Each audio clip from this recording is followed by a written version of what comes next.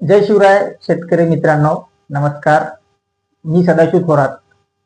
नमो शेतकरी महासन्मान योजनेबद्दल आपल्याकडे एक छोटंसं अपडेट आलेलं आहे. त्या अपडेट बद्दल आपण या ठिकाणी थोडीशी माहिती घेऊया आणि हा व्हिडिओ शेअर करा, लाईक करा, कमेंट्स करा आणि जास्तीत जास्त महाराष्ट्रातल्या शेतकऱ्यापर्यंत पोहोचवा.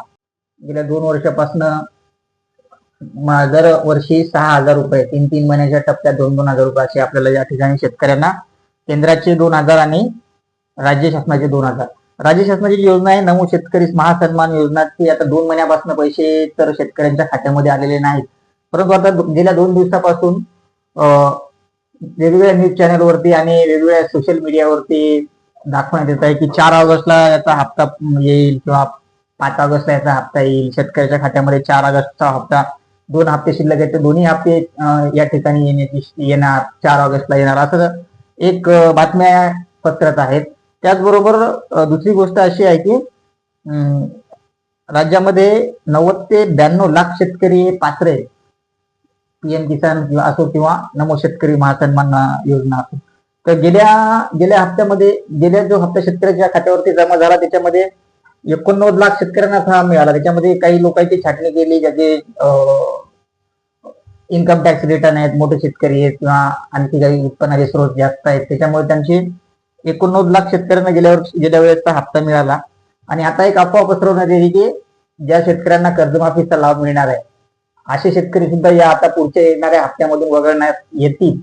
पण ही जी न्यूज आहे ही फेक नरेटिव्ह न्यूज आहे. याच्याबद्दल कुठलाही संदर्भ नाहीये, कुठल्या कृषी मंत्र्याचं स्टेटमेंट नाही, कुठल्या मंत्रालयामधून स्टेटमेंट नाही, कुठला GR अजून काढलेला नाही आणि कुठल्या कृषी विभागाची अधिकृत घोषणा अशी काहीच नाही शासनाकडून की नमो शेतकरी बंद होईल किंवा काय, किंवा हे कर्जमाफीमध्ये पात्र उमेदवार याच्यामधून वगळले जातील.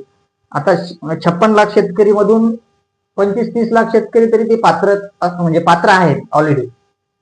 20 लाख शेतकरी ते पहिले हे असतील ज्यांना कर्जमाफी मिळाली, त्यांना प्रत्येकाला नमोचा हप्ता चालूच आहे अशातली गोष्ट नाही. त्याच्यामुळे हे जे सरकार आहे हे कदाचित असं बी बघत असेल की जर आपण अशा मोठमोठ्या न्यूज चॅनलच्या जर अशा न्यूज म्हणजे पसरवल्या महाराष्ट्रामध्ये तर काय त्याचा परिणाम होऊ शकतो. शेतकरी नाराज होतात का, शेतकऱ्याचे कुठं आंदोलन चालू होतात का, शेतकऱ्याचे कुठं मोर्चे वगैरे निघतात का, किंवा प्रशासनाला काही पत्रव्यवहार शेतकरी संघटनाच्या माध्यमातून करतात का, हा सुद्धा एक याच्यामधला विषय असू शकतो. त्यामुळे ह्या जी बातम्या आता पसरवल्या चालल्यात की नमो शेतकरी महासन्मान योजना बंद होईल, ज्यांना कर्जमाफीचा लाभ मिळाला त्यांना मिळणार नाही, अशातला कुठलाही शासनाचा GR किंवा शासनाकडून अधिकृत माहिती या ठिकाणी उपलब्ध नाही.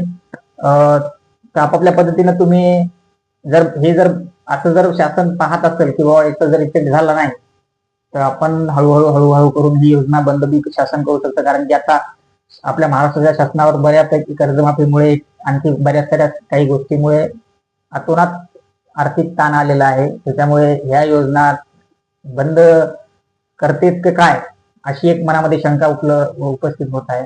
त्यामुळे एक छोटासा अपडेट होता. तर धन्यवाद.